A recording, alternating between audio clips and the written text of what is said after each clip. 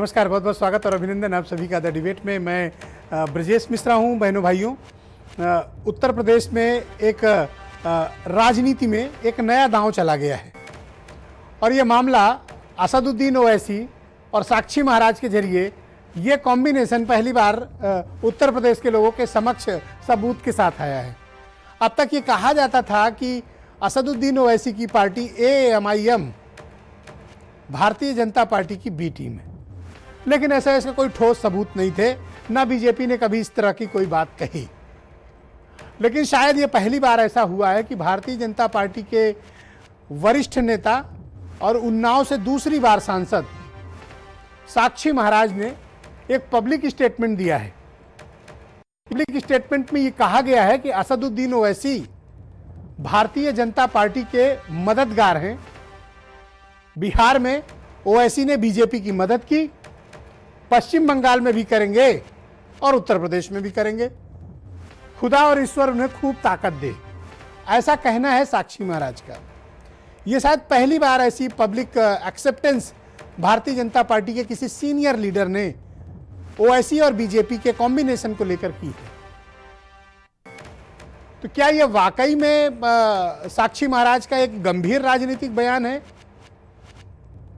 या उनके कहने का कोई और मतलब था, कुछ और मंतव्य था, बात कुछ और हो गई, या फिर इसके पीछे के राजनीतिक निहितार्थ कुछ और हैं, और यह सच में बीजेपी और ओवैसी की कोई मिलीभगत है?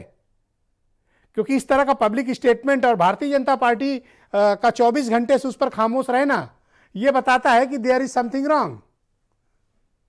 अगर साक्षी महाराज के बयान से बीजेपी संतुष्ट नहीं थी तो बीजेपी ने अपने को डिस्टेंस भी नहीं किया है, यानी इस बयान से खुद को अलग भी नहीं किया है। तो अब तक वो साक्षी महाराज का दिया गया स्टेटमेंट वैलिड माना जा रहा है। या तो भारतीय जनता पार्टी ऑफिशियली कहे कि ऐसा कुछ नहीं है, लेकिन अब तक बीजेपी की चुप्पी और साक्षी महाराज का बयान ये बताता है कि भारतीय जनता पार्टी और ओवैसी के बीच क्या वाकई में कुछ पक रहा है, और कितना पक चुका है, और आगे कितना पकने वाला है। यह गंभीर प्रश्न खड़े होता है। दरअसल उत्तर प्रदेश में तकरीबन 18 से 19% अल्पसंख्यक वोट हैं, जिन्हें मुसलमान वोट कहते हैं मुख्य रूप से। पूर्वांचल के किसी भी जिले से लेकर पश्चिम तक आप चले जाएंगे तो इस कम्युनिटी के कई ऐसी सीटें हैं, तकरीबन 135 से ज़्यादा सीटें जो मुस्लिम डोमिनेटेड है, जहां ये तय मुसलमान करते हैं कि वहां प्रत्याशी कौन जीतेगा, किस पार्टी का जीतेगा। मुस्लिम वोटों की रहनुमाई और इसकी सरपरस्ती एक बहुत महत्वपूर्ण अध्याय उत्तर प्रदेश की राजनीति का रहा है। आप 80 के दशक से लेकर 90 के दशक तक देख लें, 2012 तक देख लें, 2014 तक देख लें, तब तक का जो काल था वो ये था कि जिधर मुसलमान जाते थे सरकार उनकी बनती थी। लेकिन भारतीय जनता पार्टी ने इस मिथक को तोड़ दिया। लेकिन अब जैसे जैसे वक्त बीत रहा है, मेजॉरिटी के वोटों का डिवीजन भी बढ़ता जा रहा है। अब मेजॉरिटी उतनी इंटैक्ट बीजेपी के साथ नहीं है जो 14 और 17 में थी, जितनी 19 में थी। यानी आने वाले समय में बीजेपी को कड़ा मुकाबला मेजॉरिटी में के वोटों में दिखाई दे रहा है। तो अगर कोई मेजॉरिटी का बड़ा वोट शेयर ले जाता है और उसके साथ मुस्लिम जुड़ जाते हैं तो बीजेपी को बहुत भारी राजनीतिक नुकसान होता है। यह एक स्थापित सत्य है। आप बिहार के चुनाव को उदाहरण के तौर पर देख लें, जहां सीमांत का इलाका, जहां मुसलमान ज्यादा हैं, जहां अल्पसंख्यक वोट अधिक हैं, वहां पर 15 ऐसी सीटें रही हैं जहां पर AMIM की वजह से लालू यादव की पार्टी को बहुत नुकसान हुआ, कांग्रेस को नुकसान हुआ। 5 सीटें AMIM ने जीती। डेमोक्रेसी, हर पार्टी को लड़ने का हक है, ओवैसी को भी हक है लड़ने का, और उन्हें लड़ना भी चाहिए चुनाव। उन्हें चुनाव लड़ने से रोकने जाने की कोशिशों को खारिज किया जाना चाहिए। लेकिन मुस्लिम वोटों का बंटवारा फायदा किसको देता है, यह एक राजनीतिक प्रश्न है। ओवैसी देश में कहीं भी चुनाव लड़ सकते हैं, उनकी पार्टी चुनाव आयोग में पंजीकृत है, डेमोक्रेसी है, चुनाव लड़ सकते हैं, लड़ना भी चाहिए, मैं तो कहता हूं। लेकिन नुकसान और फायदे की बात पे आप देखें तो आप कई चीज पाएंगे। जैसे असम में असदुद्दीन ओवैसी चुनाव नहीं लड़ते हैं। क्यों नहीं लड़ते हैं? केरल में असदुद्दीन ओवैसी चुनाव लड़ने नहीं जाते हैं। क्यों नहीं जाते हैं? यह भी प्रश्न उठता है। तो जहां उनकी अंडरस्टैंडिंग है वहां पर वो चुनाव लड़ने नहीं जाते हैं। जहां अंडरस्टैंडिंग नहीं है वहां वो चुनाव लड़ने आते हैं। तो उत्तर प्रदेश को भी उन्होंने अपना ठिकाना चुना। मैं उनकी 2 विजिट का जिक्र करूंगा। एक विजिट लखनऊ की थी जिसमें उन्होंने ओम प्रकाश राजभर के साथ गठबंधन किया। दूसरी विजिट अभी हाल में उन्होंने वाराणसी और आजमगढ़ के दौरे की ओम प्रकाश राजभर के साथ। तो ओवैसी फैक्टर से राजनीति उत्तर प्रदेश की कितनी बदलेगी? और दूसरी बात, क्या वाकई में ओवैसी भारतीय जनता पार्टी के मददगार हैं? क्या वो मुस्लिम मतों का बंटवारा करते हैं? उनके आने भर से बेचैनी क्यों? और बिहार में अगर मुसलमानों ने वोट दिया ओवैसी को तो उसका पॉलिटिकल इंपैक्ट क्या हुआ? राजनीतिक नफा नुकसान किसको हुआ? क्या उत्तर प्रदेश का मुसलमान बिहार जैसी स्थिति को चाहता है जहां मुस्लिम मतों का बंटवारा हो, या फिर उत्तर प्रदेश का मुसलमान कंसोलिडेट होकर एक राह पर जाने को तैयार है? मुस्लिम मत उत्तर प्रदेश में किसी एक दल के पेटेंट नहीं है, किसी एक दल के साथ नहीं है। वैसे भी बटा हुआ वोट है ये, अब बटा हुआ समाज है ये, अधिकांश अशिक्षित समाज है, धार्मिक तौर पर बड़े रूढ़िवादिता का शिकार ये समाज है। इस समाज को उठाने और इसके उन्नयन की कोशिशें बहुत कम हुई हैं। आज भी ये समाज संदेशों पे चलता है। इस समाज की शैक्षिक, आर्थिक और सामाजिक अगर स्थिति को आप देखेंगे तो इनकी हालत बेहद खराब है, और उनमें से अधिकांश कारण ये खुद समाज है। अगर मुस्लिम समाज अपने हितों की रक्षा के लिए समझदारी से काम लेता तो 70 सालों में आज इस समाज की यह हालत नहीं होती। रंगनाथ मिश्रा कमेटी की रिपोर्ट ने बताया इनकी हालत दलितों से भी बदतर है देश भर में। उत्तर प्रदेश इनका बड़ा महत्वपूर्ण जगह है। तो मुसलमान सियासत में भी हाशिए पे लग गए, सामाजिक तौर पर भी हाशिए पे लग गए, आर्थिक तौर पर भी हाशिए पे लग गए, और जो एक सामाजिक प्रतिष्ठा थी उसमें भी हाशिए पर लग गए। और ऐसा अभी नहीं हुआ है, लंबे समय से यह होता चला है। मुस्लिम लीडरशिप पूरे देश भर में टुकड़ों टुकड़ों में रही, एक कंसोलिडेट होकर नहीं खड़े हो पाए ये लोग। और जितनी भी मुस्लिम लीडरशिप हुई इस समाज की, उसने कभी भी मुसलमानों की शिक्षा, उनके आर्थिक मजबूती, उनके लिए रोजगार, उनके बच्चों की अच्छी शिक्षा, उनके बच्चों का अच्छा स्वास्थ्य और अच्छा इंफ्रास्ट्रक्चर अगर मिलता तो ये समाज की स्थिति आज वो नहीं होती जो आज है। और मैं फिर कहता हूं, लीडर तो जिम्मेदार है ही, कम्युनिटी भी जिम्मेदार है, पीढ़ियां भी जिम्मेदार हैं, और इस समाज की ठेकेदारी करने वाले भी जिम्मेदार हैं। तो ओवैसी ने फिर से वो बात जगा दी है उत्तर प्रदेश आकर कि क्या उत्तर प्रदेश का मुसलमान बिहार जैसे हालात चाहता है, या उत्तर प्रदेश का मुसलमान अब तक ओवैसी को खारिज करता आया है, यहां उनकी राजनीतिक स्वीकार्यता नहीं रही है, तो अभी रहेगी या नहीं रहेगी, यह एक महत्वपूर्ण प्रश्न है। और आज हम इसी विषय पर चर्चा करेंगे। कुछ बयान सुनिए। बड़ी मेहरबानी, उनको भगवान ताकत दे, ऊपर वाला खुदा उनका साथ दे। उन्होंने बिहार में भी हमारा सहयोग किया था, यूपी में भी करेंगे और बाद में पश्चिम बंगाल में भी करेंगे। भारतीय जनता पार्टी का खेल देखना आने वाले समय में कैसा कैसा खेल होता है। अभी तो चुनाव में 1 साल है, 1 साल के अंदर न जाने क्या क्या देखने और सुनने को मिलेगा। इसका मतलब उत्तर प्रदेश में 2 एमआईएम चुनाव लड़ रही है, एक एमआईएम ओवैसी और दूसरी एमआईएम योगी। इन दोनों के बीच में क्या अवैध गठबंधन हुआ है, यह प्रदेश की जनता को जानना चाहती है। आप जनता को मूर्ख समझते हैं?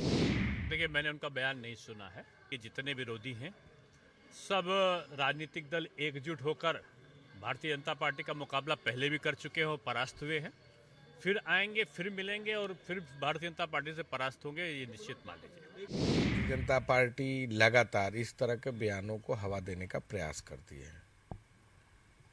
जहां तक किसी भी व्यक्ति को, और खासकर उत्तर प्रदेश में जहां हजारों से अधिक पार्टियां रजिस्टर्ड हो, तो सबको चुनाव लड़ने का अधिकार। तो आज मेरे साथ इस कार्यक्रम में संजीव मिश्रा भारतीय जनता पार्टी से हैं, असीम वकार राष्ट्रीय प्रवक्ता हैं एएमआईएम के, मौलाना मतीन खान ये उत्तर प्रदेश में मुस्लिम लीग के अध्यक्ष हैं, सुफियान निजामी साहब बहुत लंबे समय के बाद पकड़ में आए हैं, प्रवक्ता हैं दारुल उलूम फरंगी महली के, नाहिद लारी खान समाजवादी पार्टी की स्पोक्स पर्सन है, अरुण राजभर SBSP के नेशनल जनरल सेक्रेटरी और प्रवक्ता हैं, दीपक वाजपेयी आम आदमी पार्टी के स्पोक्स पर्सन और वीरेंद्र सिंह जी हमारे स्टेट हेड। बहुत बहुत स्वागत और धन्यवाद। आज आप सबको एक साथ इकट्ठे देखकर मुझे बड़ी प्रसन्नता हो रही है। इतना रिच और प्रबुद्ध लोगों का पैनल है, तो इस डिबेट को प्रारंभ करते हैं हम सबके दोस्त असीम वकार जी से। कैसे हैं वकार साहब? आवाज नहीं निकली आप सर ठीक है ना? जी, दुआएं आपकी। साक्षी जी का बयान आपने सुना होगा, कैसा लगा आपको उनका बयान? सर पूरा सवाल पूछ लीजिए। मैं अपने सवाल पूछ रहा हूं, आप दिल की पूरी भड़ास निकाल नहीं, लीजिए, फिर जवाब दो। देखो मेरी कोई भड़ास नहीं है, जी। भड़ास होगी सुफियान निजामी की, वो आपसे खुद ही निपटेंगे। मैं तो केवल पूछ रहा हूं कि साक्षी महाराज का बयान आपको कैसा लगा? नहीं, साक्षी महाराज का बयान सोचा समझा बयान है, वेल प्लान्ड बयान है, वो कोई अचानक में नहीं निकला है। देखिए, साक्षी महाराज ने अपने गुरु का हक अदा किया।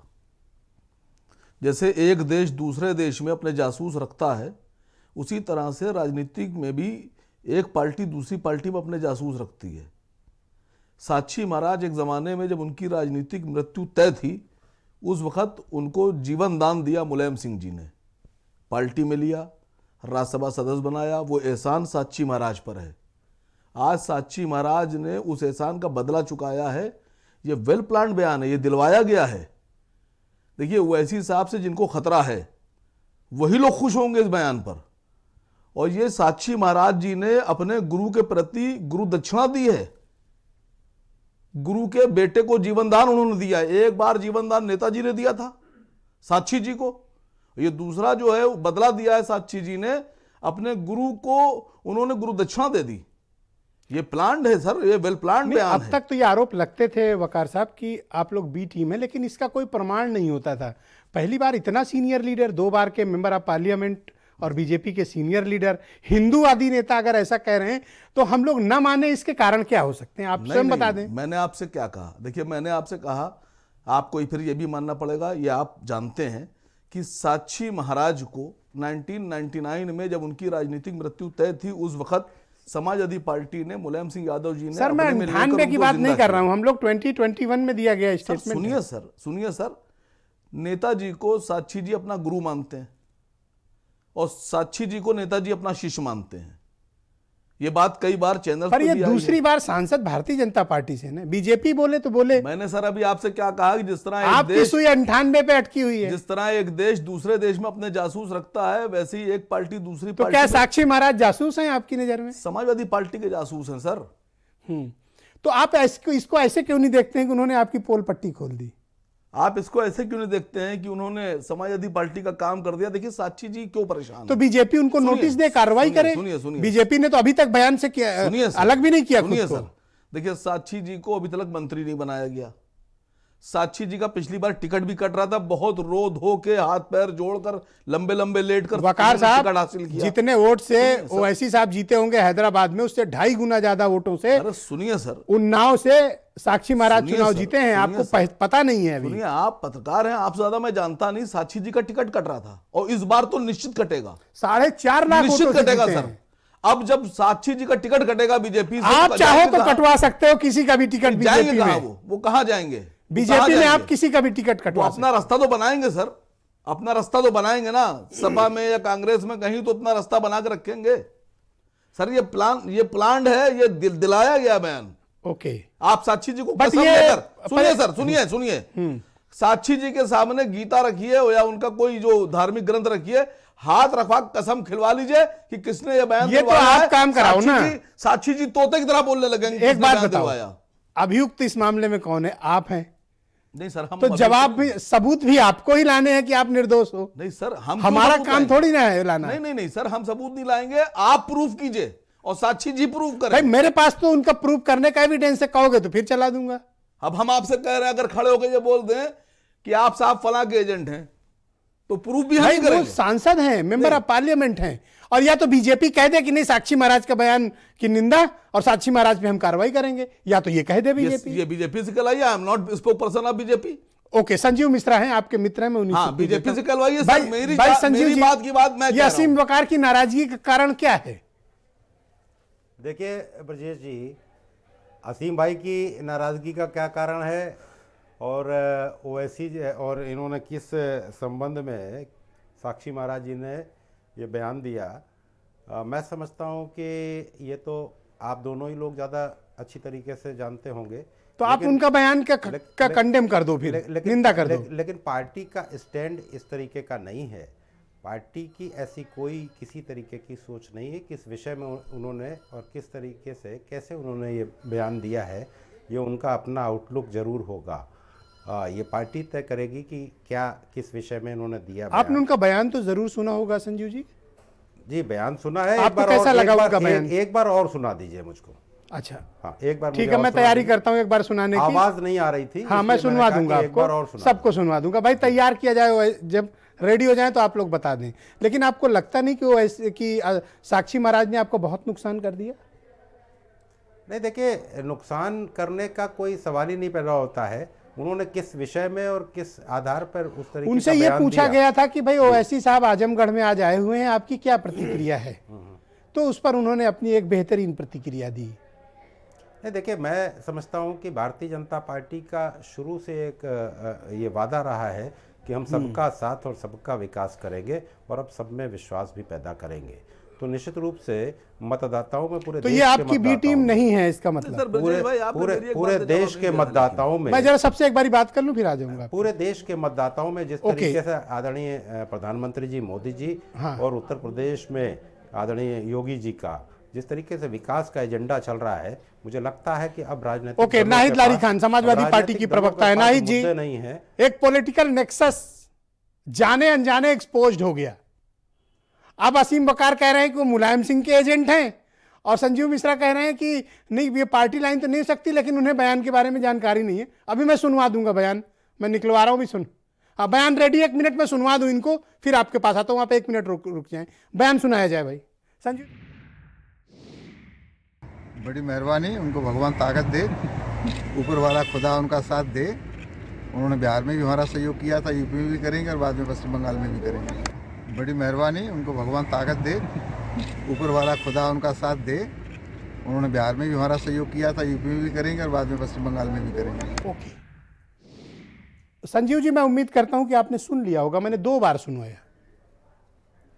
नहीं, देखिए हमदर्दी की जहां तक बात है तो वहां हर राजनीतिक दल में आपसी अंडरस्टैंडिंग जरूर होनी चाहिए। ओके, हमारे साथ हम आप नाहिद लारी हमारे खान, साथ मायावती जी भी हमारे साथ। ओके, नाहिद लारी खान, मुलायम सिंह एक पॉलिटिकल नेक्सस एक्सपोज्ड हो गया है।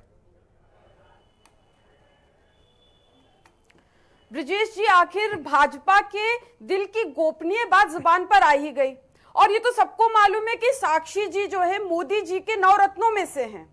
अभी जो प्रवक्ता बीजेपी के कह रहे हैं कि ये पार्टी लाइन नहीं है, तो अगर ये बीजेपी की पार्टी लाइन नहीं तो क्यों अभी तक साक्षी जी को निष्कासित नहीं किया गया पार्टी से?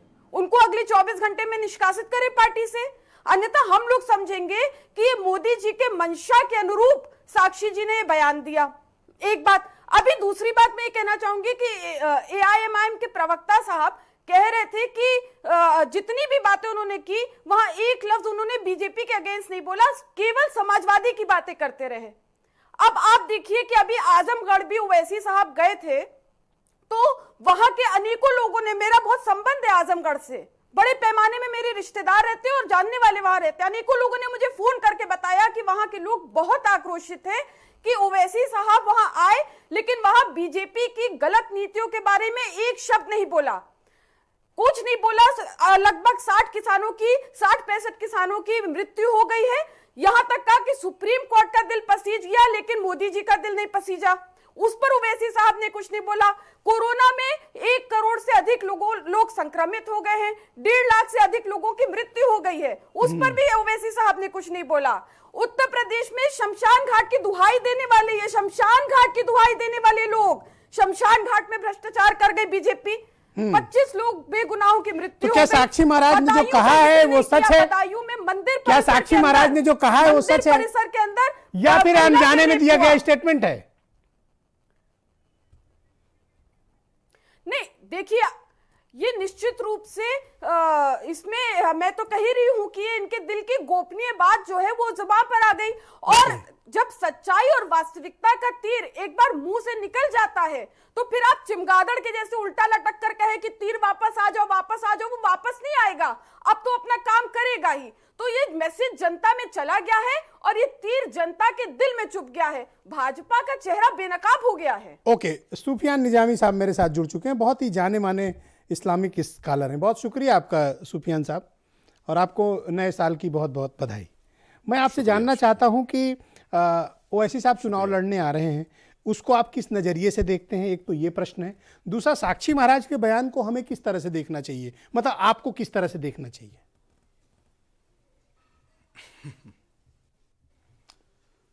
देखिए, साक्षी महाराज साहब का जो बयान है कि वो ओवैसी साहब किसके लिए काम कर रहे हैं या किसकी हिमायत कर रहे हैं, ये तो साक्षी महाराज साहब की पार्टी और आसिम वक़ार साहब की पार्टी के जो जिम्मेदार हजरात हैं वही बता पाएंगे कि कौन किसकी हिमायत कर रहा है या नहीं कर रहा है। लेकिन एक सवाल जो आपने किया कि साहब ओवैसी साहब का जो इलेक्शन लड़ना है उसको आप किस नज़रिए से देखते हैं?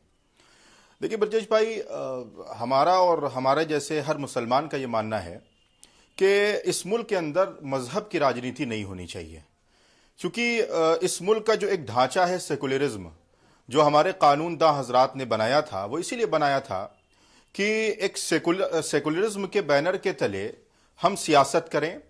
मजहब जो कि हमारा प्राइवेट मामला है, जिससे हर एक शख्स की आस्था अकीदत जुड़ी हुई है, और यह बात भी यकीनी है कि मजहब कभी नहीं बदलता है। सियासी पार्टियां अपनी नीति, अपने नज़रिए, अपने सियासी हथकंडे, अपने मुद्दे वक्तन फवक्तन बदलते रहते हैं। तो मजहबी एतबार से किसी भी तरीके की सियासत न हो, यह हमारा मानना है। सियासत को अलग रखा जाए, मजहब को अलग रखा जाए, और मजहब के नाम पर जब सियासत होगी, सुफियान भाई, आप ये कहना चाहते हैं कि असदुद्दीन ओवैसी मजहबी राजनीति करते हैं? देखिए, असदुद्दीन ओवैसी साहब की जाहिर है कि जो उनकी पर्सनालिटी है और उनका स्टेटमेंट जो है या उनकी जो भी तकरीरें हैं, और एक इंडिविजुअल की हैसियत से जो उनकी एक शनाख्त है, वो एक सियासी लीडर के एतबार से कहीं ज्यादा एक मजहबी आदमी की भी है। चाहे वो 3 तलाक के खिलाफ उनका बोलना हो, या 370 के खिलाफ उनकी तकरीरें हों, या किसी भी एतबार से हों, तो एक मजहबी शख्सियत उनकी जरूर है। All India Muslim personal law board के मेंबर भी वो हैं। क्या आप ऐसा मानते हैं कि भारतीय जनता पार्टी सियासी और ओवैसी के बीच कुछ आपसी राजनीतिक संबंध है? आपको ऐसा प्रतीत होता है? नहीं, ये बात तो मैंने जो शुरू में आपसे अर्ज किया कि ये तो सियासी हजरात हैं और जो माहिरीन है वो बताएंगे। लेकिन इसका इंपैक्ट जो है, वो जो आपने देखा कि जिस तरीके से एक पोलराइजेशन की राजनीति हो रही है, जो एक सियासी हथकंडा इस्तेमाल किया जा रहा है, और सबसे बुनियादी चीज ब्रजेश भाई ये देखना है कि किसी भी सियासत का मुसलमानों पर असर क्या है। जैसे आपने कहा ना कि किसी भी सियासी पार्टी का एक्शन या रिएक्शन करने पर मुसलमानों का कितना फायदा और नुकसान होता है। यह बात अलग है कि अपनी एक शनाख्त बनती है, पहचान बनती है, लेकिन उससे मुसलमानों को क्या हासिल होता है, आप चाहे वो बिहार में देख लें या दूसरी जगह पे देख लें। इसलिए मेरा यह मानना है कि एक सेकुलरिज्म का जो एक सेकुलर ढांचा हमारे मुल्क का है, उसको आप अगर लॉन्ग टर्म में देखें या लॉन्ग फॉर्म में देखें, तो सेकुलरिज्म जो हमारा ढांचा है उस पर हमें बनाए रखना है, और आपसी जो हमारा सौहार्द है, ये तफरीक की राजनीति, ये हिंदू और मुसलमान के खिलाफ बोलने की जो राजनीति है, ये वक्ती फायदा आपको जरूर देगी, लेकिन मुझे लगता है लॉन्ग टर्म में इसका हम सबको नुकसान उठाना पड़ेगा। ओके, दीपक बाजपेयी आम आदमी पार्टी के प्रवक्ता हैं। भाई, ये साक्षी महाराज ने एक बड़ा विवादास्पद बयान, वैसे बीजेपी वाले कह रहे हैं कि दिया है। अब तो बीजेपी इस पूरे प्रकरण पर कुछ कह भी नहीं रही है, लेकिन साक्षी महाराज का कहना है कि ओवैसी उनकी बड़ी मदद करते हैं। आप क्या इसमें सच्चाई पाते हैं या फिर ये अनजाने में दिया गया बयान है? नहीं ब्रजेश जी, आप इसको विवादास्पद क्यों कर रहे हैं? उन्होंने तो स्थिति स्पष्ट की है। उन्होंने कहा है कि भारतीय जनता पार्टी का ऑल इंडिया मुस्लिम लीग के साथ राष्ट्रीय स्तर पर एक गठबंधन है। ये पार्टी एनडीए का पार्ट है, बाकायदे राज्य दर राज्य उनके साथ चुनाव लड़ रही, उनकी मदद कर रही है। इसमें किसी को कोई तकलीफ नहीं होनी चाहिए। भारतीय जनता पार्टी का ये गठबंधन 100 साल से ज्यादा पुराना, मैं अभी थोड़ी देर में बताऊंगा। लेकिन साक्षी महाराज ने कोई विवाद नहीं खड़ा किया, उन्होंने स्थिति स्पष्ट की है। हम ये बात लगातार सोच रहे थे कि मनीष सिसोदिया जी को लखनऊ में गिरफ्तार करने की तैयारी है, प्रकाश जारवाल जी को गिरफ्तार कर लेंगे, हमारे एमएलए हैं, सोमनाथ भारती जी को गिरफ्तार कर लेंगे, वो इसको हमारे राजेश ऋषि को उन्नाव के गेस्ट हाउस से निकाल देंगे। लेकिन जब ओवैसी साहब आएंगे तो वो जहां मर्जी सभाएं करेंगे। भारतीय जनता पार्टी का पूरा प्रशासन उनकी जी हुजूरी में क्यों लगा हुआ है? तो अब समझ में आया है कि ये योगी जी के चूंकि एक गठबंधन के तहत काम कर रहे हैं, उनके अलायंस पार्टनर हैं, इसलिए आपने देखा कि आजमगढ़ में, लखनऊ में उनका जो स्वागत प्रशासन कर रहा था योगी जी का, उसकी वजह यह है। तो इसमें किसी को आपत्ति नहीं होनी चाहिए। मैं तो केवल यही दरख्वास्त करूंगा कि अब जबकि स्थिति स्पष्ट हो गई है, संजय सिंह ने एक आपत्तिजनक बयान दिया है। एक मंच पे आके संजय सिंह का कहना है 2 एमआईएम चुनाव लड़ रही है, एक ओवैसी की एमआईएम, एक आदित्यनाथ की एमआईएम। ये किस तरह का अवैध गठबंधन आप किसी को कैसे कह सकते हैं? हाँ जी, आप इसको अवैध नहीं कह सकते। नहीं, ये आपत्तिजनक बयान है। बिल्कुल ठीक कह रहे हैं। देखिए, ये इस पर आपत्ति की जानी चाहिए। नहीं, भारतीय जनता पार्टी और सुन लीजिए, भारतीय जनता पार्टी और मुस्लिम लीग का जो ये गठबंधन है ना, ये शरबत जैसा है, जैसे पानी में चीनी घुल जाती है। ये दोनों एक में मिलके 2 एक हो गए, दोनों का चरित्र एक है। तो क्या दोनों नफरत की राजनीति करने वाले हैं, भारतीय जनता पार्टी की धर्म के टीम नाम है, पे लोगों को भड़काने वाले हैं। तो ये एक राष्ट्रीय स्तर पर इनका गठबंधन है। बिहार में साक्षी जी ने कहा कि एआईएम ने उनकी बहुत मदद की है, उत्तर प्रदेश में मदद कर रहे हैं और भी बंगाल में मदद करने जा रहे हैं। तो राष्ट्रीय स्तर पर एक गठबंधन है। इसी वजह से आप देख रहे होंगे कि पूरी योगी सरकार हमारे प्रति होस्टाइल है, हमारे एमएलए को अरेस्ट कर रही है और ओवैसी जी का स्वागत कर रही है। अरुण राजभर, यही कारण है। इस पूरे मसले के पीछे का जो दिमाग है वो ओम प्रकाश राजभर का है। बड़ा इन्होंने उत्तर प्रदेश में उथल पुथल मचा रखी है तो बहुत छोटी सी पार्टी, लेकिन घाव बड़े गंभीर कर दे रही है। भाई अरुण, मैं आपसे जानना चाहता हूं कि ये क्या बवाल कर रखा है पूरे उत्तर प्रदेश में, चाहते क्या हो? चलिए, कम से कम आपने स्वीकार कर लिया कि हमने एक ताकत खड़ा कर लिया है और उस ताकत से सभी दल बेचैन दिख रहे हैं। हमने एक मोर्चा जो बनाया है वो तो अभी शुरुआत किया, अभी आगे और खेल होंगे तो और चर्चाएं होंगी। जिस तरीके से उत्तर प्रदेश की सियासत में लोग हमको कमजोर मानते थे, अब लोगों को महसूस हो रहा है कि माननीय ओम प्रकाश राजभर जी जो भागीदारी संकल्प मोर्चा बनाए हैं वो सबका खेल बिगाड़ है। ये उस बात का सवाल नहीं है कि हम सबका खेल बिगाड़ने जा रहे हैं। 60 सालों तक कांग्रेस को देश की जनता ने और देश के मुसलमानों ने वोट दिया और उत्तर प्रदेश में 4 बार सपा को वोट दिया, 4 बार बसपा को वोट दिया, लेकिन उसकी बदहाली दूर क्यों नहीं हुआ? उसकी अशिक्षा दूर क्यों नहीं हुआ? तो इसका मतलब आप मुसलमान वोटों के नए ठेकेदार हैं? उसको सरकारी आप क्या मुसलमान वोटों के नए ठेकेदार हैं? नहीं, ठेकेदारी की बात नहीं है, यहाँ भागीदारी की बात है। भागीदारी संकल्प मोर्चा समाज के सभी उपेक्षित वर्गों को भागीदारी दिलाने के लिए एकजुट कर रहा है। पर ये जो नया ठेका आपको मिला है, एक सेकंड सुन लें तो लें, ये जो नया ठेका आपको मिला है, जो आप कह रहे हैं ना किसी ने कुछ नहीं किया मुसलमानों के लिए, आप इतनी हमदर्दी दिखा रहे हैं, उन्हीं के सपोर्ट में साक्षी महाराज का स्टेटमेंट आया है कि वो ऐसी हमारे मददगार हैं। वो आपके कब से हो गए? ये साक्षी महाराज हैं किसके? ये तो ओकार साहब ने बता दिया। और सच्चाई ये है कि 4 बार सपा को वोट दिया था मुसलमानों ने। पर ये दूसरी बार बीजेपी से सांसद है ना। अगर सपा को कहलाना होगा, उनके इतने एजेंट हैं और इतनी ताकतवर पार्टी, तो ये हालत थोड़ी सपा की होती। देखिए, किसी से बयान बीजेपी में दिला सकते हैं। आपको बता दूं सच्चाई, आज जितने लोग तिलमिला रहे हैं भागीदारी संकल्प मोर्चा की ताकत से, वो लोडर लोग तिलमिला रहे हैं। वजह क्या है कि सबको ठेका मिला था कि तुम हमारी जाति का वोट लाओ, तुम अपनी जाति का वोट लाओ, तुम अपनी जाति का। अब वो ठेकेदारों की दुकान बंद होने वाली है। लेकिन अगर साक्षी महाराज का बयान सही है अरुण, तो एक गंभीर आरोप लग रहा है कि आपने बीजेपी का साथ विजिबली तो छोड़ दिया, लेकिन इनडायरेक्टली आप बीजेपी के टच में हैं। एक बात मैं बता दूं आपसे, अगर मान लेते हैं कि जिनको ये समझ में आ रहा है कि है ओवैसी जी बीजेपी के बी टीम है, तो ओवैसी जी को सपा क्यों नहीं अपने साथ खड़ा कर लेती है? बसपा अपने साथ क्यों नहीं खड़ा कर लेती? क्योंकि अपने सामने किसी को लीडर पनपने नहीं देखना चाहते हैं ये दल, जिसका वजूद मैं खुद हूं। समाजवादी पार्टी के मुखिया मुलायम सिंह यादव जी हमारे नेताजी को बहुत बार अपमानित किया गठबंधन के नाम पर, हमें हमेशा विलय के नाम पर करता रहा, लेकिन स्थिति क्या हुई? हम अपने संघर्ष को कारवा को बढ़ाते रहे। आज हमारी ताकत, आरोप ये लग रहा है कि आप बीजेपी के इशारे पर ये सब कर रहे हैं। नहीं, ये गलत बात है। आपको 3 महीने के बाद, मैं आपको बता दूं, 3 महीने के बाद आपको यह लग जाएगा कि बीजेपी को अगर कोई उत्तर प्रदेश से भगाएगा तो भागीदारी संकल्प मोर्चा कैसे मानू? साक्षी महाराज का बयान तो सामने आ गया है, वो कह रहे हैं कि आप बीजेपी के लिए काम कर रहे हैं। जवाब दोबारा उनसे पूछ रहे थे, कितना गिड़गिड़ा रहे थे। अब उनको भय हो गया कि अगली बार मेरा टिकट कट जाएगा, मैं तो गलत बयान दे। नहीं, आप लोग कटवा सकते हो टिकट, ये मैं मानता हूँ। मुसलमान बहुत समझदार है, ओके, बहुत समझदारी से काम कर रहा है। मतीन भाई को बुलाते हैं। भाई मतीन भाई, ये बताओ ये हो क्या रहा है उत्तर प्रदेश में?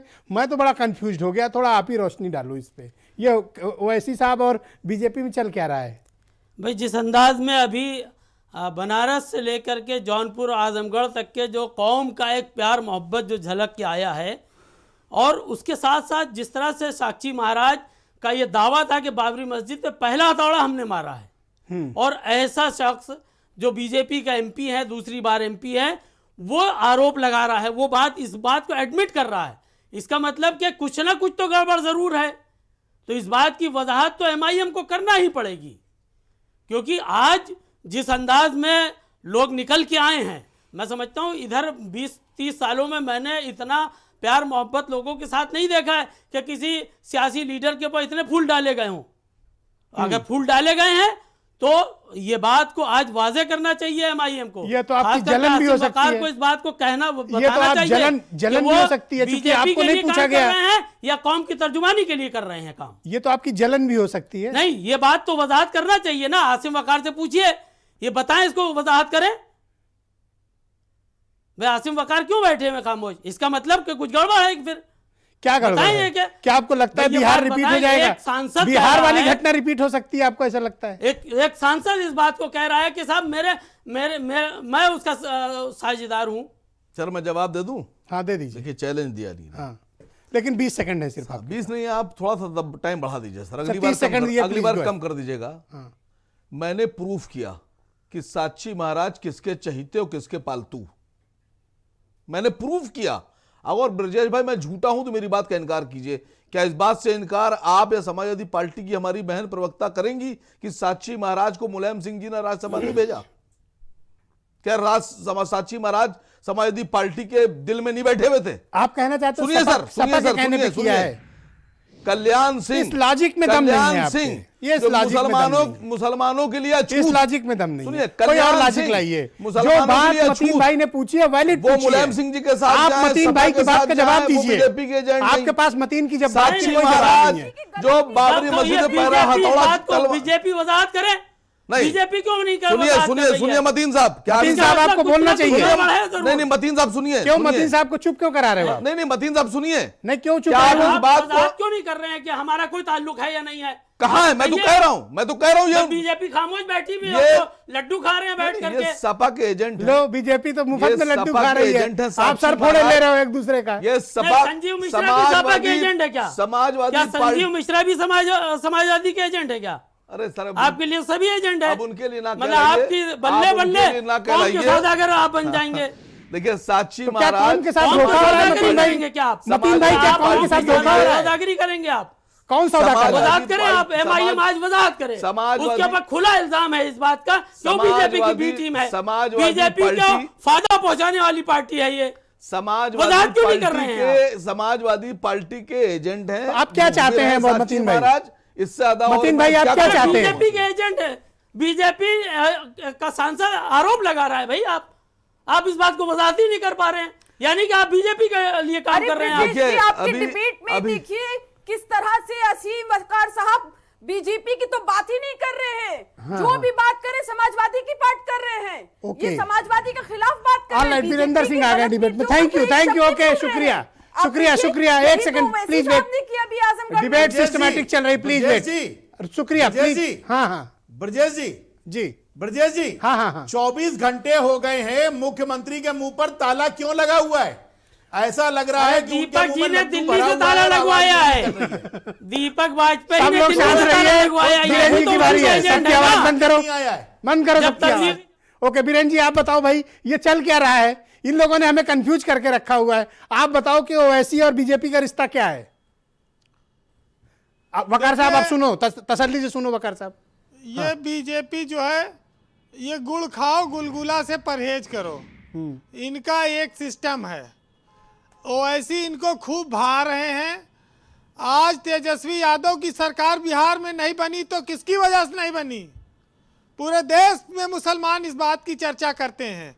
दीवार पे, बोर्ड पे पोस्टर लगाने की जरूरत है लिखने की? कौन नहीं जानता है कि ओवैसी बिहार में जीते और तेजस्वी यादव हारे। मुनव्वर राणा से इनकी दुश्मनी इसीलिए तो बढ़ी बीजेपी वालों की। हाँ। मुनव्वर राणा ने लिख दिया, मुसलमानों तुम्हें ओवैसी की जीत और बिहार की हार मुबारक हो। मैं तो शायर हूं, मेरी बात कहाँ मानोगे? तुमने झुठला दिए दुनिया में पैगंबर कितने। तो ये उन्होंने दर्द लिखा है। अब साक्षी महाराज कह रहे हैं कि हमारा लिए तो बहुत फायदा हो रहा है, अब हम बिहार में निपट चुके हैं, बंगाल लेके जा रहे हैं और फिर वहां से फिर यूपी लाएंगे ओवैसी जी को। देखिए, अच्छा लाते हैं ये लोग? अब भाई उन्होंने तो यही बोला है, बाकी ये सबको साफ है। उत्तर प्रदेश का मुसलमान बंगाल के चुनाव को देख रहा है कि बंगाल की जनता ओवैसी के साथ वहां पर कैसा वोट करती है। उसके बाद वो ये तय करेंगे कि उत्तर प्रदेश में ओवैसी को किस कैटेगरी में रखना है। उत्तर प्रदेश का मुसलमान अखिलेश यादव के साथ है, बहुत बड़ी तादाद में है और ये बात लोग जानते हैं। आम आदमी पार्टी जब से आई है तब से बीजेपी को दर्द बहुत है कि ये यूथ का वोट काट रहे हैं, ये विकास पर, बिजली पर, महिलाओं की सुरक्षा पर, महिलाओं के फ्री परिवहन पर तमाम सारी सुविधाएं दे रहे हैं दिल्ली में, वो मॉडल यहाँ न लागू करके वोट काट दें। तो बीजेपी अपनी घबराहट में ओवैसी को पूरा मतलब जो काम एमआईएम कर रही है सपा के साथ, वही आम आदमी पार्टी कर रही है बीजेपी के साथ। बिल्कुल नहीं, आम आदमी पार्टी से बीजेपी डरी हुई है क्योंकि दिल्ली में 3 बार से ये सरकार नहीं बना पा रहे हैं। फ्री बिजली है, महिलाओं की बस में यात्रा फ्री है, मोहल्ला क्लिनिक है।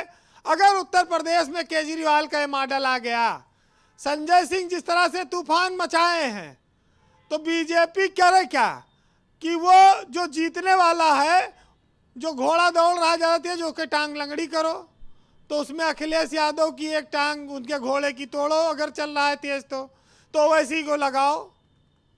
अब ओवैसी के बारे में तो चर्चा होती है। अच्छा, इसमें राजभर का क्या दोष? राजभर को ओवैसी के साथ अगर वो ना जाए, अखिलेश ले नहीं रहे हैं, राजभर को बीजेपी को वो छोड़ चुके हैं, राजभर को अकेले लड़ना है। अगर उनको ओवैसी के सहारा है, साथ मिल रहा है, तो उनका कोई दोष नहीं है ब्रजेश जी। इसमें दोष जो लोग अहंकार में है उनका है।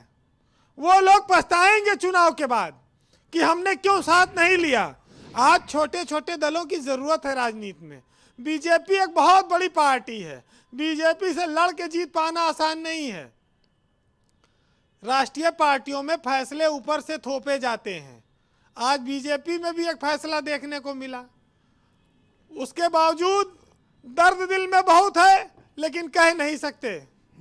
तो इसके इतर ऐसे में ओवैसी मरहम लेके आ गए, तो भैया इससे बढ़िया क्या हो सकता है। तो साक्षी महाराज का बयान किसको नुकसान पहुंचा गया? देखिए, भाजपा मुसलमानों के विरोध के ही दम पर तो जिंदा है। मुसलमान को भाजपा खत्म थोड़े करना चाहती है। भाजपा चाहती है मुसलमान रहें, मुसलमान हिंदू को सतावें तो भाजपा की दुकान चले। साक्षी महाराज इसीलिए तो बोल रहे हैं। अब ये बीजेपी की दिल की बात बोल दी साक्षी महाराज ने। वो कह रहे थे हमारा बयान तोड़ मड़ोड़ के चला रहा है, न तोड़ा है न मरोड़ा है, एकदम सीधा सीधा उनका बयान चलाया है। और ये बयान बीजेपी के दिल का बयान है जो साक्षी महाराज ने बोला है, तोड़ा मरोड़ा नहीं है, कुछ नहीं। ये कोई जो है वो है लकड़ी है कि तोड़ दियो मरोड़ दियो कपड़ा है। देखिए, एक साहित्यकार ने लिखा है कि मेरे मजहब को जब चाहो तुम आकर नंगा कर देना, और थोड़ा और वोट चाहिए हो तो फिर एक दंगा कर देना। तो जब दोनों के एक दूसरे भाते हैं तो कहें को एक दूसरे का बयान खराब लगेगा। ये मतीन मियाँ क्यों बौखलाए हुए हैं आज? मतीन की पार्टी को का नुकसान हो रहा है ओवैसी कहने से। उनसे भी कोई गठबंधन करने को तैयार नहीं है। छुआछूत लगा है। समस्या यही है, इस देश में मुसलमान के वोटों के सौदागर बहुत है। अरे तो क्या किसी में पिस्टल लगा के थोड़ी ना गठबंधन जबरदस्ती करोगे? किसी को सूट करेगा तो करेगा, नहीं करे होगा तो नहीं करेगा। जबरन तो किसी से नहीं करा सकते ना। देखिए, जो विपक्ष का वोट है, राजभर की पार्टी उसमें सबसे मजबूत है। जो ये छोटे छोटे दल आ रहे हैं, अगर उसमें शिवपाल यादव और मायावती भी आ गए तो मतीन साहब की पार्टी तो देखिए, मुस्लिम लीग बहुत साल से खाली कागज में है, साइकिल से प्रचार कर, गाड़ी तक तो है नहीं इनके पास। इनका वोट कौन देगा ये बताओ आप? इसका तो मतलब कहाँ लोग देंगे? ईमानदार लोगों को कहाँ वोट मिलेगा? अरे तो भाई, वही चल रही है ना, जो ऐसे लोग हैं। पार्टियां पैसे से चलती हैं, फंड से चलती हैं। फंड हम कहाँ देना है? किसी राजधानी को थोड़े ना करेंगे कि राजधानी कर करके फंड लाएं। मुस्लिम लीग अब खाली या तो जिन्ना का नाम लेने पर लोग याद करते हैं, उसके अलावा मुस्लिम लीग को कोई जानता वानता नहीं है। ओके, आप जानते हैं। थैंक्स। देखिए, जो साक्षी जी ने बयान दिया, ब्रजेश जी, उस बयान को इस साहित्य के माध्यम से समझिएगा कि न चीनो अरब न फिलिस्तीन बोलता है, और वो बस वो बोलता है जो दीन बोलता है। और मुझे मत बताओ कि मेरी जबां में है तलखियां और मेरी जबां से मैं नहीं, असदुद्दीन बोलता है। बहुत बहुत शुक्रिया वीरेन जी, आपका बहुत बहुत धन्यवाद, बहुत बहुत शुक्रिया। संजीव मिश्रा जी, मैं आपसे जानना चाहता हूं, या तो भारतीय जनता पार्टी साक्षी महाराज के बयान को ओन करे, और या तो फिर आप इसको कंडेम करें और इस बयान को वापस लें, और या तो बीजेपी लिखित तौर पर यह कहे कि उनके बयान से हमारा कोई वास्ता नहीं है। तब तक ये इल्जाम आप पर चस्पा है कि आप ओवैसी को आगे बढ़ा रहे हैं और ओवैसी आपके मददगार हैं। नहीं ब्रजेश जी, मुझे नहीं लगता कि इस बातों में कोई भी सच्चाई है, क्योंकि भारतीय जनता पार्टी, मैंने पहले ही कहा आपसे कि देश में जो प्रधानमंत्री हैं आदरणीय मोदी जी, और उत्तर प्रदेश में आदरणीय योगी जी के नेतृत्व में जिस तरीके का विकास हो रहा है, पूरा देश की जनता, 125 करोड़ से ऊपर की जनता आज बिल्कुल खुश है और मोदी जी के साथ दिखाई दे रही है। अब उसके बाद जैसे वीरेन जी ने कहा अभी कि मुसलमानों के वोटों के सौदागर बहुत हैं, तो ये बात मुझे भी समझ में आई कि मुसलमानों को केवल वोट बैंक समझा। क्यों आज की तारीख में जब भारतीय जनता पार्टी ने इनके मदरसों को एनसीईआरटी से जोड़ दिया? आप ओवैसी आपके दोस्त हैं, ओपनली आ जाओ। नहीं, देखिए, मैं सवाल ही नहीं पैदा होता ना। जो बात, जिस बात में सच्चाई रही है उस बात को मैं कैसे कह दूं? अब तक ये बयान को पार्टी ने ऑफिशियली अभी तक ये बयान को कंडेम क्यों नहीं किया? पार्टी की ये लाइन है, मैं साफ साफ कह रहा हूं आपसे, पार्टी की ये लाइन बिल्कुल नहीं है। और किस आधार पर, तो क्या कोई कार्रवाई की गई उनके ऊपर? नोटिस दी गई? किस आधार पर कहा है? मुझे लगता है कि पार्टी की अनुशासन समिति इस पर विचार करेगी, और जब तक कुछ क्लियर नहीं हो जाता तब तक मैं इस बात को आपसे पूरी बात वही कहूंगा जो बात पार्टी की होगी। मैं पार्टी से हट करके कोई बात नहीं कहना चाहता, लेकिन एक दो बातें और ब्रजेश जी आने दीजिए। देखिए, जिस तरीके से इनके मदरसों को, माइनॉरिटीज को, अरे छोड़े आप माइनॉरिटीज, एनसीईआरटी से जोड़ने का काम, छोड़े आप, ये आपका विषय नहीं है। ओके, आधी आबादी को उनका हक दिलाने का काम किया। Thank you. हम कैसे कह देंगे? Thank you, alright, please cooperate. Asim Waqar, इस इल्जाम से आप कैसे पीछा छुड़ाइएगा कि आप बीजेपी की बी टीम है, और सपोर्ट में अगर एक बीजेपी का एक बड़ा नेता बयान दे रहा है, इट्स ए सीरियस इशू। ये कोई मजाक का विषय वस्तु नहीं है। राजनीति देखिए क्या है, संदेशों से चलती है, मैसेज से चलती है। आज मैसेज ये चला गया है, 24 घंटे के बीत गए, अब तक ये कोई इसका खंडन नहीं आया, तो उससे ये मैसेज गया मुसलमानों में कि आप बीजेपी की बी टीम है। इससे इल्जाम से निकलिएगा कैसे? नहीं सर, ये इल्जाम नहीं है, ये दर्द है, ये तकलीफ है। जो हमारी ताकत बढ़ रही है, हमारा वोट बैंक जो बढ़ रहा है, तो किसी ना किसी का वोट बैंक तो घट रहा है। तो जिसका वोट बैंक घट रहा है, ये तकलीफ है, उसकी दर्द है उसके दिल का। तो दूसरी बात सर, पार्टी के लोगों को चाहिए इस बात की करें। वो तो बीजेपी कह रही है ना कि हमारी पार्टी के। आपको क्या हो गया मतीन साहब? आज आप वकार साहब के तो दोस्त थे कभी। आप सुन लीजिए, इसके बाद सुनिए जवाब सुनिए। आऊंगा दीपक जी, आऊंगा, प्लीज कोऑपरेट। आऊंगा आपके पास, प्लीज कोऑपरेट। देखिए, मैं बता रहा हूं, मैं आ रहा हूं। आप सुनिए सर, सुनिए बात सुनिए सर, बात सुनिए वाजपेयी जी। आपने आप डांट नहीं सकते उनको, सुनिए, आप डांट नहीं सकते दीपक वाजपेयी को। सुनिए, आपने दिल्ली में बीजेपी के इशारे पर तबलीगी जमात के साथ जो किया, वो सब जानते हैं। आम आदमी पार्टी ने तबलीगी जमात के साथ जो बोलिए ये तो इसलिए आपने देखिए अपने भारतीय नेता जनता पार्टी और ताहिर हुसैन को मुस्लिम जेल लीग दोनों भेज मिलकर दिया। हम पे हमला कर रहे हैं, आपने अपने गठबंधन साबित हो बेगुनाह रहा है। आपने अपने बेगुनाह मैं नेता तो ताहिर आपको हुसैन को जेल बताऊं, भेजा। आरएसएस के एक आप खुद सज्जन ने मुसलमानों आज को मुझे दुश्मन है। बताया, अब मैंने आपको उनसे तकलीफ कहा हमसे कि जनाब होगी। ये क्या हो गया, आपने तो गठबंधन कर हम दिया ताहिर हुसैन के साथ खड़े हैं। तो आप उन्होंने ताहिर कहा हुसैन कि के आप विरोध में चिंता न खड़े करें, हैं। आप कम पढ़े लिखे हैं। हम तबलीगी जमात के हम साथ आपको खड़े बताना हैं। चाहते हैं आप कि तबलीगी मुस्लिम जमात लीग के से विरोध में हमारा खड़े हैं। 1905 से गठबंधन है। हम तबलीगी जमात के साथ इन्होंने खड़े बताया हैं। कि आप हमने बीजेपी के मुस्लिम साथ खड़े हैं लीग के तबलीगी साथ जमात के मिलके मैटर में, तो आपको तकलीफ तो होगी सरकारें हमसे। बनाई है पहले। आपको तकलीफ और हमसे अब होगी। हम जैसे बिहार हम जानते फतेह तकलीफ करके होगी आए आपको। मुस्लिम लीग के साथ मिलके, इसमें कौन सी बुरी बात उत्तर है? प्रदेश भी फतेह करेंगे, बंगाल भी फतेह करेंगे। सर हम उन्होंने कहा राष्ट्रीय लेवल पर हमारा समझौता हो गया। आप चुनाव क्यों लड़ रहे उत्तर प्रदेश में? आप पंजाब में चुनाव क्यों लड़े? अरे सुन तो लीजिए। आप बिहार में चुनाव क्यों लड़े? अरे हम बता रहे हैं आपको। क्या है आपका बिहार में? सुनिए क्या है पंजाब में आपका? हम क्या बता रहे है हैं। उत्तर प्रदेश में आपका? क्यों लड़ रहे हैं चुनाव आप? भैया 22 विधायक है पंजाब में हमारे, आपकी जानकारी के लिए बता दूं। उत्तर प्रदेश में कितने विधायक हैं आपके? 22 विधायक है हमारी, आपकी उत्तर प्रदेश जानकारी में के लिए कितने बता दूं। विधायक हैं आपके? और सुनिए, उत्तर प्रदेश में कितने विधायक हैं मैं आपके? बता रहा हूं। अच्छा मुसलमानों सुनिए, को मैं कौन बताता हूं। लॉलीपॉप देंगे? उत्तर प्रदेश में कौन से विधायक? अच्छा आपने आप ताहिर हुसैन को RSS जेल क्यों के भेजा? प्रचारक आपने ताहिर ताहिर हुसैन हुसैन को को जेल ओके, शुक्रिया। आपने कि ताहिर हम हुसैन को लोगों जेल ने शुक्रिया। भेजा। नाहिद लाली खान, आपने ताहिर हुसैन को जेल क्यों आपस में भेजा? झगड़ा मत करिए। आपने नो फाइट। ताहिर को जेल क्यों भेजा? No fight. ओके, आपने ताहिर को जेल क्यों भेजा? वापस लौटिए, आपने वापस ताहिर को लौटिए। भेजा। Thank you, thank you. आपने ताहिर को जेल क्यों भेजा? Okay, thank you. खाली आप नाहिद लारी आपने खान, तबलीगी जमात पर कार्रवाई दोनों क्यों लोग की की? आवाज, आप लोग शांत हो जाओ कृपया, प्लीज कोऑपरेट। नाहिद लारी खान भाई, एमआईएम पर तो ये आरोप लग गया, अब ये संदेश क्या गया इसका मुसलमानों के बीच? आप लोग क्या मानती हैं इस बात को लेकर? और आप इतना एग्रेसिव क्यों हैं और आप ये बात बार बार क्यों करती हैं कि ये बीजेपी की बी टीम है? आपका क्या फायदा है इससे? नहीं, हमें कोई आपत्ति नहीं है। मैं तो सजेस्ट करूंगी एआईएम के प्रवक्ता साहब असीम वकार भाई को कि आप लोग चाहे जहां जाएं, लखनऊ आए, रामपुर जाएं, मुरादाबाद जाएं, आजमगढ़ जाएं, जहां चाहे जाएं उत्तर प्रदेश में, लेकिन मेरा आपको ये सजेशन है कि पहले जहां के आप हैं वहां की अपनी राजनीतिक धरती थोड़ी और मजबूत कर ले और आसपास के राज्यों को थोड़ा और मजबूत कर ले। कहीं वही असर ना हो जो मोदी जी का हो गया है कि चले थे इंटरनेशनल नेता बनने, चले थे महाझूठे ट्रंप का चुनाव प्रचार करने, हाउडी मोदी और नाहिद जी, आपको इस बात का डर है कि अगर वो ऐसे आगे बढ़ते हैं तो समाजवादी पार्टी को मुस्लिम वोट कम मिलेंगे? आपको इस बात का डर है? नहीं, ऐसी कोई बात नहीं है। अभी तो आप देखिए, एक महीना 14 दिन पहले उत्तर प्रदेश में भाजपा का बनारस से मोदी जी के संसदीय क्षेत्र बनारस से एमएलसी का चुनाव हुआ। दीपक जी प्लीज, दीपक जी शांत हो जाइए, दीपक जी शांत होइए।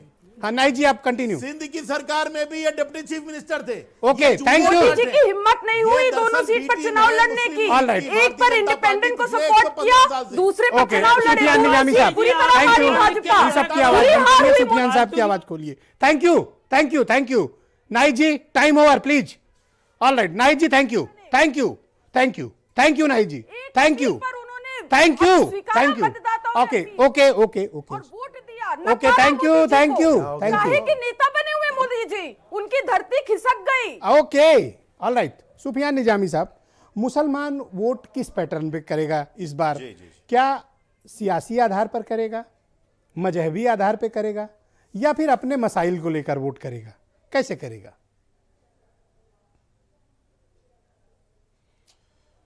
नहीं, देखिए, सबसे पहले तो मुसलमानों को इस वक्त ये देखना जरूरी होगा कि मुसलमान सत्ता में किस तरीके से अपनी आवाज को पहुंचा सके और सत्ता के जरिए से वो अपने मसाइल को हल कर सके। इस बात का ख्याल मुसलमानों को नहीं बल्कि तमाम तर कम्युनिटी को रखना जरूरी पड़ेगा। इस वक्त जो मैंने शुरू में जो आपसे अर्ज किया था कि जो सूरत हाल है वो ये है कि इस वक्त बड़े सोच के साथ, बड़ी कामनेस के साथ, बड़े सुकून के साथ, विदाउट एनी मतलब जज्बात के कि आप जज्बाती हो जाएं और आप जो है वो तकरीरों पर वोट करने लगें, आप जो है वादों और दावों पर वोट करने लगें। सबसे पहला फोकस आपको यह करना पड़ेगा कि आप किस तरीके से सत्ता में आ सकते हैं, या कोई भी पार्टी ऐसी जो सत्ता में आए जो आपकी बात को सुने, आपके मसाइल को हल करने की कोशिश करे। हो सकता है कि आप बहुत सारे मसाइल में आ सकते हैं, बहुत सी चीजें कर सकते हैं, लेकिन उसका जो निगेटिव रिजल्ट है, जैसे आपने देखा कि एक मुसलमान को जो जूता बिचारा बेचता था, जो ठाकुर ब्रांड का एक जूता बेचने वाला था, गोंडा या बहराइच का वाकया है, उसको उठाकर बंद कर दिया गया। 3-3 4-4 दिन वो बंद है, उसको कोई पूछने वाला नहीं है। इस तरीके के 50 मसाइल हैं हमारे सूबे के अंदर, सूरत हाल है, और वो सामने आते हैं। तो पहले तो मुसलमान को ये देखना पड़ेगा कि एक गलत कह रहे हैं का जो मुसलमान गुमराह मत करिए मुसलमानों को, जिन्होंने मुसलमानों को वोट बैंक समझा, नहीं बात करिए। आप गलत बात कह रहे हैं, गलत बयानी मत करिए, अपनी बात ना करिए, मुसलमानों को कंफ्यूज मत करिए। देखिए गलत बयानी मैं नहीं करता हूं। आज तक कहाँ थे? सर समझा गया, मुसलमानों को वोट बैंक समझा गया, तब कहाँ थे? मुसलमानों का डेवलपमेंट किसी ने नहीं किया, तब कहाँ थे? संजीव मिश्रा जी, कोई तो बात करो कम से कम, एक मिनट मेरी मुद्दा ही बात तो करो। अरे मैं तो पूछ रहा हूँ आपसे। एक सेकंड संजीव जी सुन लो। आज तक मुसलमानों को समझा गया। ओके, एक पॉलिटिकल पार्टी थी, संजीव जी सुन लीजिए, एक पॉलिटिकल पार्टी थी जिसने कहा कि मुसलमानों को आरक्षण देना है। तकरीर हो जाने दीजिए। एक पॉलिटिकल पार्टी ने कहा कि मुसलमानों को आरक्षण देंगे, मुसलमानों को आरक्षण। थैंक यू, थैंक यू, आपने कोई बात thank you, thank you. Sanjeev भाई सुन लीजिए, संजीव भाई सुन लीजिए। और ये भाषण और रैली वाला स्टैंडर्ड ना अपनाइए, बात सुन लीजिए, मुद्दों की बात। आपने देखा कि कल सिर्फ सुफियान निजामी बोले, सिर्फ सुफियान। सुन लीजिए साहब, बड़ी आपने ब्रजेश भाई देखा कि लफ्ज जिहाद के नाम पर एक कानून बनाया गया, जिसको हाईकोर्ट में चैलेंज किया गया, और हाईकोर्ट ने यह ऑर्डर दिया कि कोई भी शख्स अपनी मजहब की बुनियाद, अपने इंडिविजुअल की हैसियत से, फंडामेंटल राइट की बुनियाद पर वो शादी कर सकता है। उसको 30 दिन पहले परमिशन नहीं लेना पड़ेगा। ये किसकी सरकार ने बनाया कानून? किसकी सरकार ने बनाया? अरे जिन्होंने कहा था मुसलमानों को आरक्षण देंगे, सरकार ने बनाया? उन्होंने 5 साल सरकार चलाई, आपने अरे भाई यार बताओ ना, आप गुमराह कर रहे हैं, आप गुमराह कर रहे हैं। करिए, सीधे अरुण राजभर के पास चलिए। अरुण राजभर भाई, ये इल्जाम तो अब चस्पा हो गया है कि ओवैसी मददगार हैं भारतीय जनता पार्टी के। बीजेपी ने अभी तक उनको कोई नोटिस भी नहीं दी। आप बीजेपी के पुराने सहयोगी रहे हो, ठीक है, आप अपना राजनीतिक जमीन तैयार कर रहे हैं, लेकिन इस इल्जाम से पीछा कैसे छुड़ाइएगा? दिल्ली की पार्लियामेंट में 543 मेंबर ऑफ पार्लियामेंट हैं साहब, और एक भी पिछड़े दलित अल्पसंख्यक का कोई भी मेंबर जो है ओवैसी साहब के अलावा वहां अपने समुदाय के लिए नहीं लड़ता। उत्तर प्रदेश के विधानसभा में माननीय ओम प्रकाश राजभर जी 403 विधायक के साथ बैठते हैं, उसमें 399 अलग रहते हैं और 4 हमारे विधायक बैठते हैं। 399 में पिछड़े दलित अल्पसंख्यक हैं, सामान्य वर्ग के लोग हैं। कोई अपने समुदाय के भागीदारी, अपने समुदाय के हक अधिकार, स्वास्थ्य, शिक्षा, रोजगार, नौकरी, बिजली, पानी, सड़क के लिए चर्चा नहीं करता। सबको सिर्फ वोट चाहिए, और जिनके वोट में, जो झोरे में वोट पैक था, आज उस झोरे को हमने खोल करके भागीदारी संकल्प मोर्चा के साथ खड़ा कर दिया। अब वो लोडर लोग परेशान हो गए कि आखिर हमारा झोरा जो पहले से पैक था वो खाली कैसे हो रहा है। तो हम किसी का बिगाड़ने थोड़ी नहीं जा रहे हैं, हम तो अपना संगठन बना रहे हैं, अपनी एक ताकत इकट्ठा कर रहे हैं। उसी ताकत के बदौलत अपने हक और अधिकार के लिए जो लोग भी लड़ रहे हैं, हम सबको एक मतीन खान, आने वाले समयों में सभी लोग एकजुट होंगे। Thank you Mateen Khan. ये बता रहे थे, Deepak Bajpai please wait, Deepak ji please wait. 10 second और लूंगा। जैसा बिहार पर चर्चा किया, उत्तर प्रदेश पर चर्चा किया, मैं बिहार के तर्ज पर दूं, 60 सीटें कांग्रेस को दिया था महागठबंधन ने। यह सवाल नहीं उठता है कि 2 बड़े पार्टियां बिहार की क्यों महागठबंधन का साथ छोड़ दिया?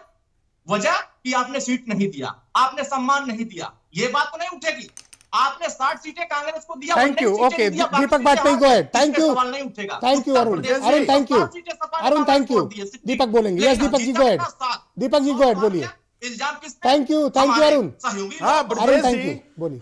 आप देख रहे हैं कि हमारे विधायकों को जेल, और योगी जी का सारा प्रशासन ओवैसी जी की आरती कर रहा है, सब वो हांडी बना रहे हैं, बात कर रहे हैं। इसके पीछे केवल यही वजह है। आप खाली ये बताइए कि योगी जी, दीपक बाजपेयी जी, आप खाली ये बताइए कि दिल्ली में बीजेपी के साथ खड़े होकर आपने तबलीगी जमात का विरोध क्यों किया? आज बेनकाब हो गया है। आप ये बताइए कि आप खाली इतना बताइए कि आपने तबलीगी जमात तबलीगी जमात जाकर कानूनी कार्रवाई क्यों किया है? शुक्रिया, thank you, thank you, thank you. एक सवाल खाली मतीन भाई बोलिए। MIM इस बात की वजाहत करे, वजाहत क्यों नहीं कर रहे हैं बोले कि वो बीजेपी ने थैंक यू MP ने जो आरोप लगाया उसका वजाहत अभी तक नहीं हो पाई है। वजाहत करें, MIM वजाहत करे, क्यों नहीं वजाहत कर रहे हैं? क्या MIM बीजेपी से मिली हुई वजाहत है? करें। सब आरोप झूठे हैं, ये सब आरोप झूठे हैं। ये बयान दिलवाया गया है साक्षी महाराज से, बोलिए मतीन खान। दिलवाया गया है, ये बयान दिलवाया गया। ये बात अभी तक वाजे नहीं हो पाई है कि MIM जो है वो बीजेपी के लिए काम नहीं कर रही है। मतीन खान, मुसलमानों में क्या संदेश गया है? मतीन खान, मुसलमानों में क्या संदेश वाजे बयान आना चाहिए। मुसलमानों में क्या संदेश गया? मुसलमानों में अच्छा मैसेज नहीं गया है। क्या गया? यही तो बात है कि वो जिस तरह से उसके MP ने इस बात को एडमिट किया है कि साहब हमें उससे फायदा हो रहा है, तो ये वजाहत करें। MIM क्यों नहीं वजाहत कर रही है? बंगाल जा रही है, आसिम वकार बैठे वजाहत करें। अब ये बीजेपी के लिए काम नहीं कर रहे हैं। साथ योगी क्यों नहीं जी कर और रहे हैं ओवैसी इस जी बात दोनों को? हाथ उठावे। अरे आप और चुप कराइए, हिंदू मुस्लिम प्रवक्ता बैठे हुए हैं, आपको तमीज ही नहीं है। Thank you. आपको कोई तमीज नहीं है, आप बहुत तमीज शुक्रिया। की बात कर रहे हैं आप। धन्यवाद धन्यवाद। MIM वजाहत करे, MIM से कहिए आसिम वकार वजाहत करें। कर दीजिए भाई, वजाहत करिए। बोलिए आसिम वकार। आसिम वकार थैंक यू। मैंने एक बार नहीं, अभी इसी बहस में 10 बार बहस की। आप ये सवाल पूछिए मुसलमानों से। हमारे क्यों मतीन खान मुसलमान नहीं है? मतीन खान नहीं है, मुस्लिम लीग के मुसलमान है, हमारे विधायक ये जिला के मुसलमान है सर, जिन्ना मुसलमान सारा है। प्रशासन ओवैसी जी की सवाल लगा हुआ है।